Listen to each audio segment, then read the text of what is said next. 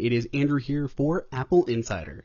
We've been here tinkering around with iOS 12 for about a week now. We've compiled one of the biggest lists to date of everything new and changed here in iOS 12, so let's go ahead and dive in. To kick things off, let's go ahead and take a look at the stock applications. And we actually have a brand new application here in iOS 12, and that is the new Measure app that uses ARKit to measure things in the real world using the built-in camera. It can automatically detect objects like a poster on the wall, highlight it and group around it, and it'll give you the dimensions, both the length, width, as well as the overall surface area. If you don't have just a normal square object, you can actually measure things manually by just adding points, and it'll compute the distance in between them. It is pretty darn accurate as well, so for any quick measurements, this will do just fine. It'll work basically indoors, nothing too large because the entire object has to be within your phone, and you can only be a few feet away. Aside from that, the level has been moved from the actual compass application to the new Measure application. That seems like a little bit of a better home for it.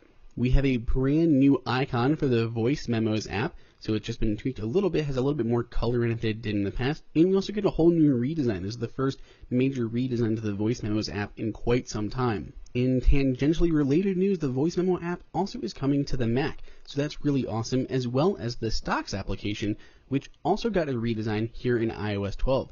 It looks really nice, brand new welcome screen, and it actually is now integrated with Apple News. So you'll actually see news for the companies that you follow here in the Stocks app. When you pull up the news, a ticker will run across the top. It's really nicely done, especially if you like Apple News. And speaking of Apple News, that also got a redesign here in iOS 12. We now have 3 tabs going across the bottom, including the spotlight view in the center, which gives you some highlights and some talking points, some good stuff to start off with when you jump in the app. And on the far right, obviously, we just have the browse section where you can search through all the different ones, the topics, the channels that you're following, and get a little bit more information, such as just jumping in and following Apple Insider, of course. As had been rumored, the iBooks app has now been renamed just Books, or Apple Books is the full title, and the app itself has a brand new design. There's a really nice intro that walks you through kind of the different stuff that's going on here. Once you jump in, we have a whole assortment of new tabs, as well as a new Reading Now screen. The store got a whole overhaul, which is really nice. It looks a little bit more editorialized, similar to the App Store and even music on iOS and now on the Mac.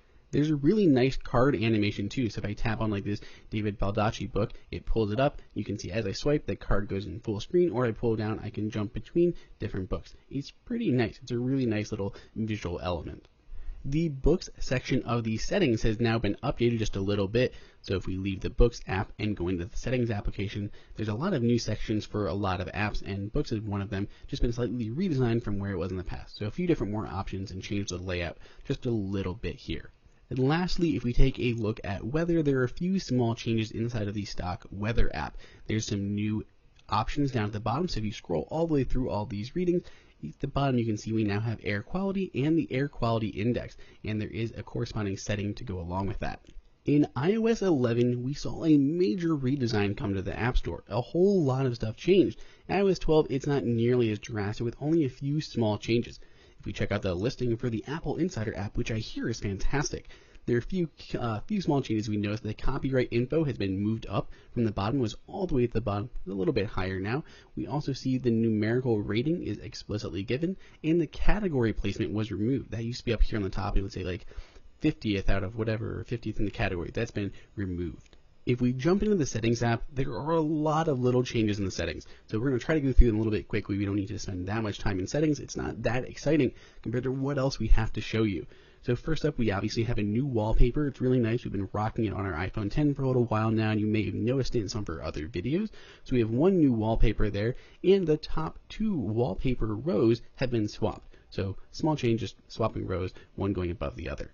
For iPhone 10 users, it is now possible to add a second face to your phone. Maybe your spouse or partner can get into each other's phones. It's really handy. They call it an alternate Face ID. So if we just scroll down the page, you'll see set up an alternate appearance. So basically it just allows a second person to go in there and register their face so 2 people can unlock the same phones using Face ID. The battery panel in settings has been one of my favorite because there's a lot of stuff that you can glean from this about how much you're using your phone and how the performance is actually affecting it and what apps are kind of killing your battery life. So we have all new enhanced battery statistics, and we actually have persistent battery usage data. So a lot of nice stuff to like here if you dig into that battery section a little bit more, just to see, aside from that battery health that we saw with iOS 11 update, this is a lot more that you can learn about the actual workings of your phone. I know a lot